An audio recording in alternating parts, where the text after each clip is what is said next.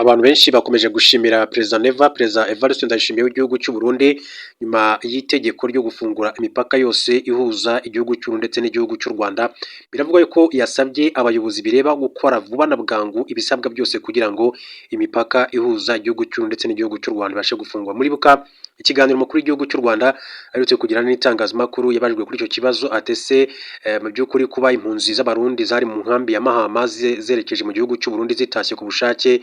Ikindi ati kuba twarabonye abajenerali babiri mu nama yaberaga i Kigali mu Rwanda bica ayahe marenga byaba bica amarenga yuko umubano w'igihugu cy'u Rwanda n'igihugu cy'u Burundi umeze neza cyangwa se hari bimwe birakorwa kugira ngo umubano w'igihugu cy'u Rwanda n'igihugu cy'u Burundi ubashe kuba mwiza muri rusange. Ni itangazo rero rikomeye cyane rimaze gushyirwa hanze n'igihugu cy'u Burundi ryerekeye ifungurwa ry'imipaka. Turaza kurigarukaho mu kanya gatoya. Gusa mbere gato yuko tugaruka kuri iyi nkuru, reka mbanze mbabwire amakuru agiye agezweho hirya no hino akomeje kugenda avugwa mu karere ka Gisagara. Abantu bagera kuri 3 batawe muri yombi bakekwaho kwica umugabo wamukase ijosi. Polisi y'u Rwanda ikorera muri aka karere ka Gisagara yatangaje ko yataye muri yombi abagabo 3 bakekwaho kwica baciye ijosi umugabo w'imyaka 21 witwaga Abijuru Atanaze ubwo yaravuye aho acururiza yerekeza mu isantere ya Nyaruteja. Mbere gato kandi yuko tujya kuri iyo nkuru ivugwa ku ifungurwa ry'umupaka, ni inkuru abantu benshi cyane bakomeze gusamira hejuru ndetse bakomeje no kugenda bavugaho muri rusange. Reka mbabwire ko hari indege y'intambara y'Abanyaturukiya yitwa Bayraktar Kizilelma yabaye drone ya mbere ku isi ibashije kurasa igahamya ibipimo mu kirere nk'uko amakuru akomeza kugenda abishimangira. Hanyuma ndaza kubabwira ko mu Rwanda bisi ntizizongera guhagarara iminota 10 muri gare. Imaramatsiko rero ku buryo rero bushya bwo gutwara abagenzi mu mujyi wa Kigali. Ni uburyo rero inama ya minisitiri yateranye ku itariki 28 Ugushyingo 2025 yemeje uburyo bushya bwo gutwara abagenzi buzatangira mu mujyi wa Kigali bugizwemo uruhare n'ikigo cya leta cyitwa Ecofleet Solutions kizaba gishinzwe imikorere y'imodoka zitwara abantu mu buryo bwa rusange. Imodoka zizajya rero zimara iminota itarenze 10 muri gare zihite zihagurukana abagenzi nk'uko makuru akomeza kugenda abivuga. Hanyuma mu yandi makuru biravuga ko AFC 23 yatunze urutoki Burundi ku bitero by'indege biri kugabwa ku basivile. Ihuriro rya AFC 23 rirwanya ubutegetsi bwa Repubulika ya Demokarasi ya Kongo yatangaje ko ibitero by'indege biri kugabwa ku basivile mu ntara ya Kivu y'Amajyepfo na Kivu y'Amajyaruguru biri gutegurirwa mu gihugu cy'u Burundi. Ndaza kandi no kubabwira yuko nyuma y'uwo yabwiye ko ari ikigogi n'undi yise ko asa nabi, Bwana Trump yibasiye undi munyamakuru umugore. Bwana Trump yongeye kwibasira undi munyamakuru umugore warumubajije ku bijyanye no gushyira hanze ibisubizo by'ibizamini bya MRI yavuze ko yakorewe mu ntangiriro z'ukwezi ushize. Hanyuma indi nkuru ikomeje kugenda ivugwa naho Perezida wa Leta Zunze Ubumwe za Amerika Donald Trump yatangaje ko agiye guha imbabazi uwitwa Juan Orlando Hernandez wahoze ayobora Honduras, akaza gukatirwa igifungo cy'imyaka igera kuri 45 azira gucuruza ibiyobyabwenge. Ayo rero namwe mu makuru akomeje kugenda avugwa hirya no hino muri rusange, ariko reka twigarukire ku nkuru yacu. Ikaze mwebwe muri hose abari imbere mu gihugu cy'u Rwanda namwe muri hanze y'igihugu cy'u Rwanda, bahaye ikaze ku buryo burambuye turebera hamwe iyi nkuru.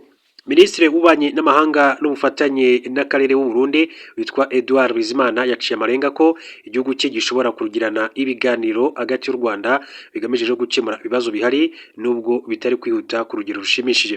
Yabivuzeho mu kiganiro n'abanyamakuru giheruka kuba ku itariki ya 28 Ugushyingo 2025.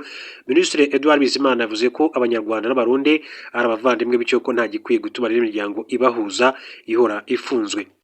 Ati Abarundi n'Abanyarwanda turabana burya turababyara, ati dusangiye imipaka dusangiye n'umuco. Sinibaza ko hari ikibazo kinini cyane cyatuma rero imiryango yose ifungwa. Ibibazo birahari ariko byose bizabonerwa ibisubizo biciye mu biganiro kandi kuvugana birakomeje. Yakomeje agaragaza ko inzira y'ibiganiro ariyo izakemura ibibazo biri hagati y'ibihugu byombi kandi ko bikomeje nubwo bitari ku muvuduko ushimishije.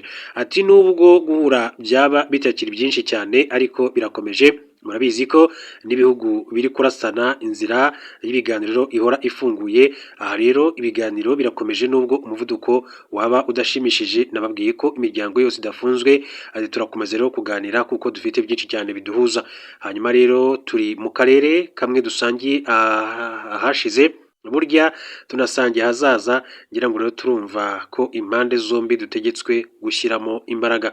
Uyu muyobozi yavuze ko Burundi bwashyize imbaraga mu kugira ngo imigenderanire hagati y'impande zombi igende neza, ariko hari bitarakozwe. Uburundi bwafunze imipaka yabwo n'u Rwanda muri Mutarama 24 burushinja gufasha umutwe witwaje intwaro wa Red Tabara. Iki kirego rwagiteye utwatsi rugaragaza ko ari uburyo bwo kwihunza inshingano zo gukemura amakimbirane ari imbere mu gihugu. Kuva icyo gihe hagiye habaho ibiganiro byo kubyutsa umubano ariko bikarangira nta musaruro bitanze. Icyemezo cy'u Burundi cyo gufunga imipaka cyaje nyuma y'amarenga Perezida Ndayishimiye yari yaciye mu ijambo risoza mwaka 2023 ko ashobora gufunga imipaka ihuza igihugu cye n'u Rwanda nyuma yo kurushinja gufasha umutware Tabara urwanya ubutegetsi bwe. Nibirego u Rwanda rwateye utwatsi rugaragaza ko nta shingiro bifite, dore ko n'ibice Red Tabara yanyuzemo itera u Burundi nta bihuriye n'u Rwanda. Nyuma yo gufunga umupaka, Ndayishimiye yagiye agaragara mu mvugo zitandukanye zishinja u Rwanda ko rushaka rero gutera igihugu cyabo, nyamara rukabihakana rukagaragaza ko nta shingiro bifite. Perezida Paul Kagame aganira n'abanyamakuru kwa 24 ngo gushyingo 25 yabajijweho umubano w'ibihugu byombi uhagaze uyu munsi nyuma y'uko hashize iminsi mike hari impunzi z'abarundi zari mu Rwanda zitashye, ndetse abasirikare b'abarundi bakitabira inama iherutse guhuriza i Kigali abagaba b'ingabo zirwanira ku butaka. Ati imipaka iyo iracyameze nk'uko yari imeze, ariko twibwe na mbere ya hose gufungwa kw'iyo mipaka nta ruhare u Rwanda rubifitemo na ruto. Abarundi nibo bahise muri gufunga imipaka, turababwira ngo aho bazashakira gufungura, twebwe ntabwo twigeze dufunga imipaka y'u Rwanda n'igihugu cy'u Burundi. Aha rero ari umukuru w'igihugu cy'u Rwanda akomeje kugenda abivuga. Ni ifungwa ry'imipaka ryagize ingaruka zikomeye cyane ku buhahirane ku mpande z'ibihugu byombi, u Rwanda ndetse n'u Burundi, ariko kandi binagira ingaruka ku bikorwa by'ubucuruzi bwambukiranya imipaka. Ku Banyarwanda bajyaga kurangura mu gihugu cy'u Burundi, Abarundi bazaga kurangura mu gihugu cy'u Rwanda, hari nk'icyo bita isambaza, imikeke, byose byazaga mu gihugu cy'u Rwanda, ariko byagiye bihenda no ku isoko bitewe n'uko kugera ku isoko ry'u Rwanda byakomeje kugenda bihenda muri rusange. Icyifuzwa rero nuko ibiganiro byabo ku mpande zombi, imipaka ikongera igafungurwa kugira ngo ibihugu byongere birusheho guhahirana muri rusange. Hanyuma reka duce muri Kongo. Mabwire ko ibiro rya FC 23 rwa Mutegetsi bwa Repubulika Iharanira Demokarasi ya Kongo ryatangaje ko ibitero by'indege biri kugabwa ku basivili mu ntara Kivu y'Amajyepfo na Kivu y'Amajyaruguru biri gutegurirwa mu Burundi. Umuvugizi wa AFC 23 Lawrence Kanyuka yagaragaje ko uretse kwifashishwa mu gutegura ibi bitero mu Burundi ariho ihuriro ry'ingabo zose za leta ya RDC ziyoborerwa. Ati ibitero byose indege y'intambara ya Sukhoi 25 na drone bigaba ku bice bituwe cyane n'ahabera urugamba hose bitegurirwa mu Burundi. Iki gihugu cyabaye ibirindiro by'ibanga naho ihuriro ry'ingabo za leta ya Kinshasa riyoborerwa.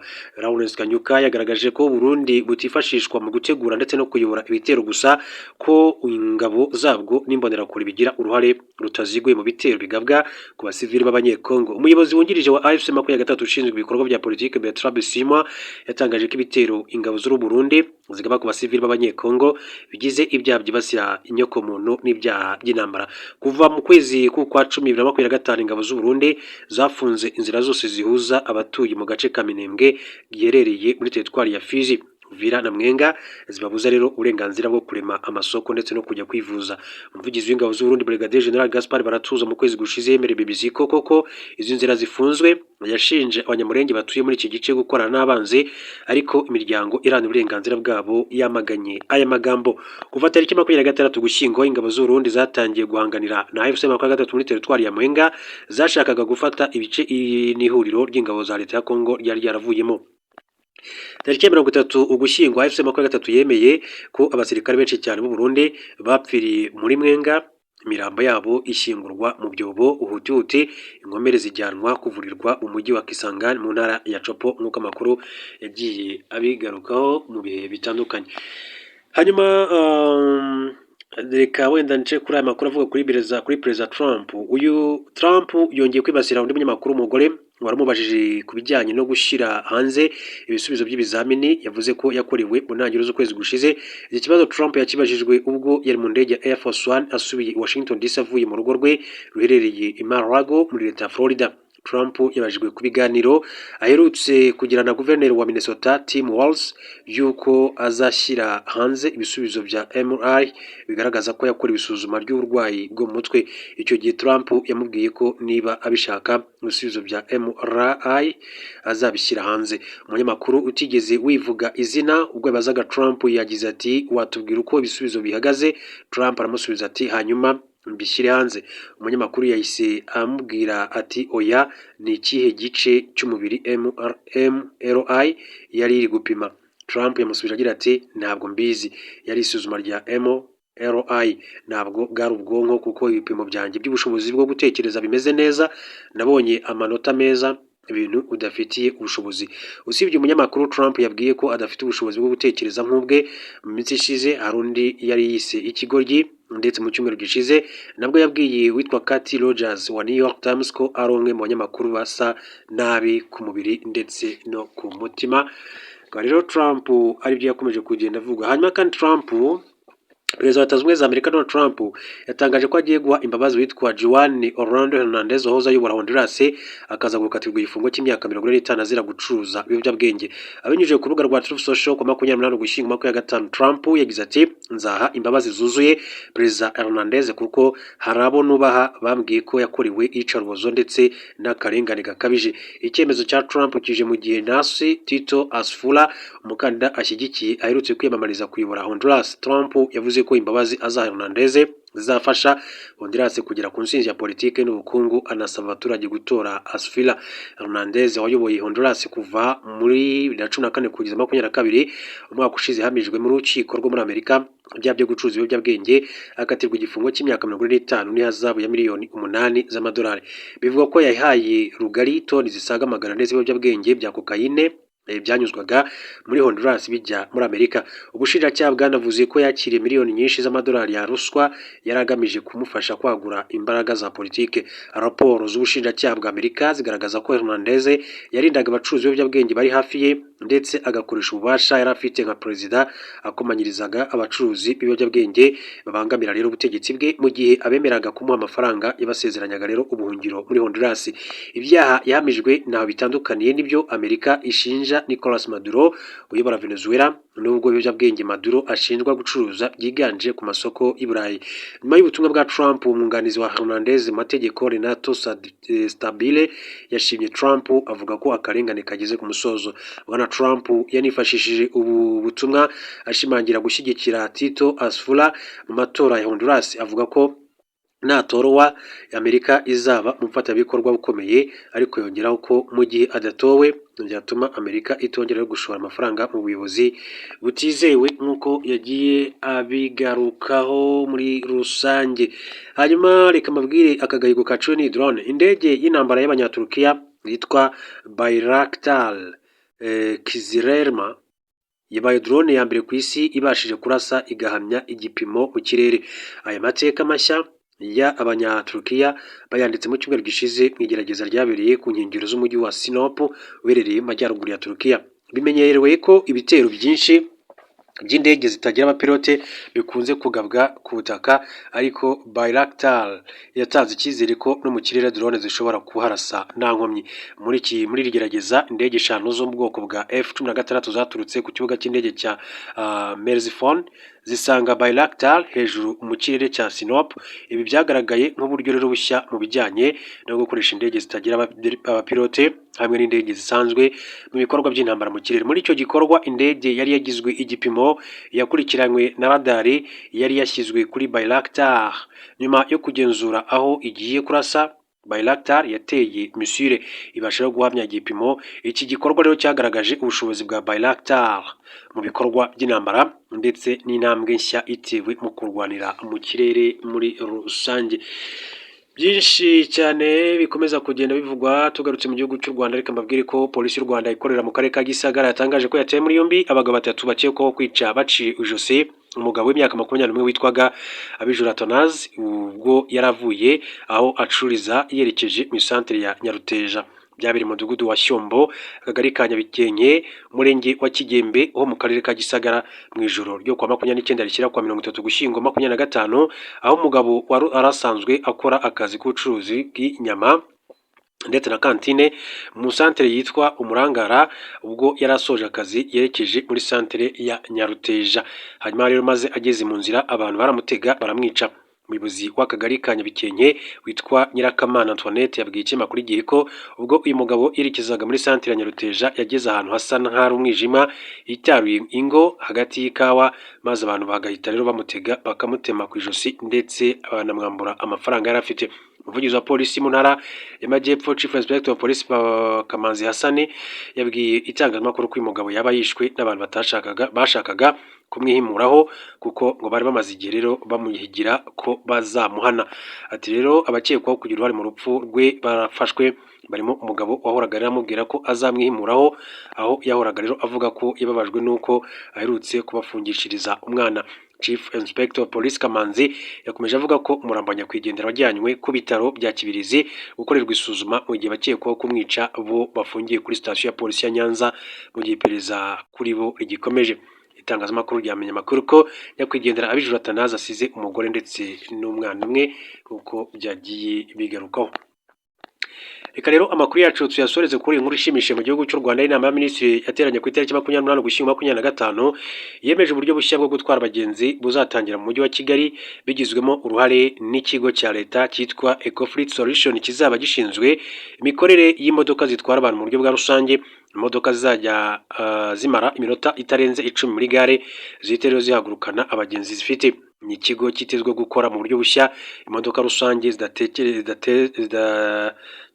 abagenzi ku buryo rero bizavugurura bigaragara ubwikorezi rusange, cyane cyane ubwo mu mijyi bwinubirwaga n'abatari bake ko butinda cyane. Umuyobozi mukuru wa Ecofleet Solutions Rukera Obed yasabye ko bagiye gukora ku buryo rero rwiyemezamirimo washoye imari atazahomba kandi n'abagenzi bakabona serivisi yihuse. Ati rwiyemezamirimo aba yashoye imari mu modoka ze kugira ngo yunguke, ariko tuzakorana mu buryo bwunguka hashingiwe ku byo twumvikanye. Ibintu bavuga ko rero byabagoraga nka mazutu n'ibindi, ati tuzabibashyiriramo kandi tunabishyure bunguke. Umushoferi ntazaba asabwa kuzuza abagenzi mu modoka kugira ngo abone umusaruro. Icyo tubasaba ati ni ukubahiriza amasaha umuturage akabona serivisi ikwiye, kandi tuzakurikirana nuko umushoferi afatwa n'umuha akazi kugira ngo abashe gukora uwo murimo unoze.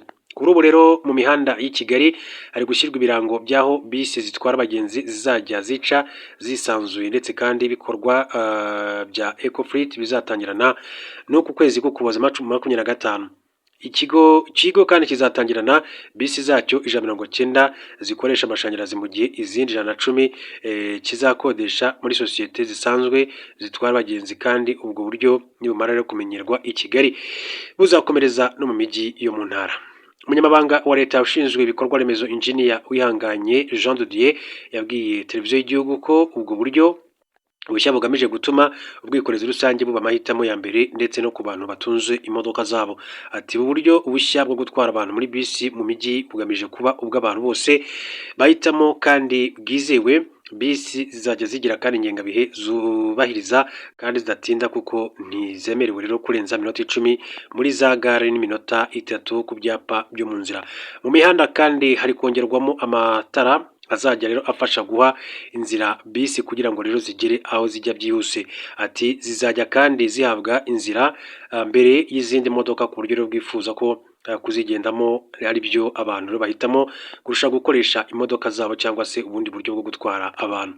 Engineer Wihanganye Jean de Dieu yasobanuye ko ibyo byose bizagenzurwa na Ecofleet binyuze mu masezerano izagirana n'abikorera, ku buryo rero bazishyurwa ari uko bageze ku byo bemeranyijwe, kandi ko ibiciro by'ingendo muri Kigali bitazahinduka. Ati uwikorera azahabwa amasezerano na Ecofleet kandi azajya yishyurwa ari uko yayubahirije. Ibyo kunguka no guhomba ntibikimureba. Ati ikimureba ni ukutarenza ya minota, kugira bisi isa neza, kugira abashoferi babwira neza abagenzi n'ibindi. Bivuze ko rero uyubahiriza azajya ahabwa amafaranga, utabyubahiriza azajya akatwa. Biteganywa ko ni nyiri modoka azajya arebana na serivisi itangwa, naho ikiguzi cya lisansi n'ibindi byatumaga yumva arahomba bikitabwaho na Ecofleet Solutions. Wihanganye ati bizatuma wa wundi wikorera atongera gutekereza ku nguzanyo yafashe agura imodoka, aho amafaranga azava ni mu gutwara abantu neza. Icy'ingenzi kuri leta ni uko serivisi ku muturage iba nziza, niyo masezerano rero izagirana n'abo bikorera. U Rwanda ruteganya ko mu mpera za 2026 imodoka zose zitwara abagenzi mu buryo bwa rusange zizaba zikoresha amashanyarazi hagamijwe kurengera ibidukikije. Minisitiri w'ibidukikije Dr Arakwiye Bernadette yavuze ko ubwo buryo bushya bufasha leta kugabanya ubwinshi bw'ibinyabiziga mu muhanda, bitume rero umwuka abantu bahumeka ukomeza kuba mwiza. Iyi gahunda nshya izatangira ku itariki ya 2 Ukuboza 2025 kandi ibisabwa mu gutegura aho izatangira byose biri kurangira. Ubwo buryo bushya kandi bazatangirira mu cyerekezo cya Downtown Sonatube Remera, hakurikireho ibindi byerekezo bigiye rero bishyirwamo uburyo bufasha bisi gutambuka mbere, ari byo rero Sonatube, Gahanga, Nyabugogo na Gishushu. Gusa biteganyijwe ko mu mezi 6 ari imbere imihanda yose i Kigali izaba yamaze rero gushyirwamo ubwo buryo. Kuri ubu icyapa hazajya rero haba hari ingengabihe igaragaza igihe umuntu ashobora rero kubonera ibisi, ariko mu gihe rero kitarenze ukwezi hazaba hamaze rero kubakwa uburyo bwo kwireba mu ikoranabuhanga, ku buryo umuntu azajya amenya igihe bisi iranyurira abamwegereye akoresheje nka telefone igezweho atiriwe ajya muri gare. Ubu buryo rero bushya kandi bwitezweho gukemura ikibazo cy'imodoka zatwaraga abagenzi barenze umubare wagenwe nk'uko amakuru akomeza kugenda abishimangira. Reka rero mbashimire, mbifurize gukomeza kugira ibihe byiza. Reba ahanditse ijambo subscribe cyangwa se sabone, kandi kuzogera kugira ngo tukimara gutunganya amakuru yacu, ibiganiro byacu bijye bihita bikugeraho.